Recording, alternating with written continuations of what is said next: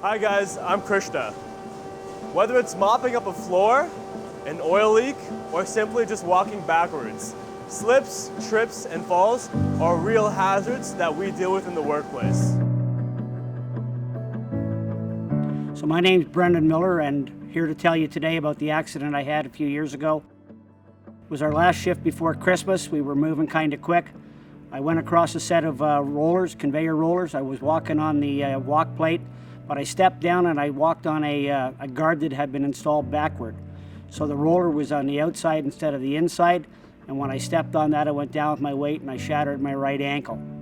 It was earth-shattering for me, the day before Christmas, and I ended up losing 3 months of work here at the plant. It seems like it was something that was very innocent, but you have to be careful in the environment. And something just like walking off rollers, we put walk plates there to make us safe, but if you don't do it properly, you can end up like I did and have a badly broken ankle. Most falls are slips and trips. They happen on the same level. The rest are falls from heights, such as ladders and roofs or jumping to a lower level. Common causes of slips are wet or oily surfaces, spills, weather hazards, loose mats, or flooring with uneven traction.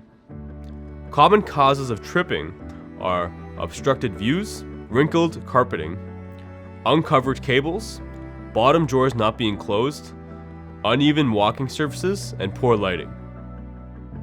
Good housekeeping is fundamental. Without these practices, other preventative measures can't be as effective. Be sure to select proper footwear. Don't rush. Walk at an appropriate pace, paying attention to where you're going. Ladder safety and training. Select the right ladder, length, and duty rating. Before stepping onto a ladder, inspect it for missing, damaged, or loose components.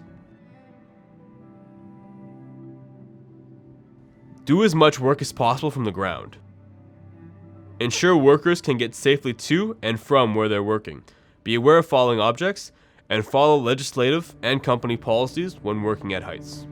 I think for new people coming into the plant, my message to you guys is, we work in here, we seem to take things for granted, but we have to be careful with our own health and safety. We're the ones that know how we feel. We're the ones that have to look around for the hazards that health and safety is pointed out, and we go through with our safety orientations. So it's with that, if we're responsible for ourselves and the environment, just watch for the hazards that exist. You have to be careful, pay attention to the learning, and watch out for yourselves and the hazards that have been identified. You're the one who's going to make sure that you go home at the end of the day and you're not going to be hurt. So when it comes to preventing slips, trips, and falls, there are certain things we can do. For example, using a spill kit to properly clean up an oil spill, walking carefully or putting up a caution wet sign after a floor has been freshly mopped. So you always want to keep health and safety at the front of your mind at all times.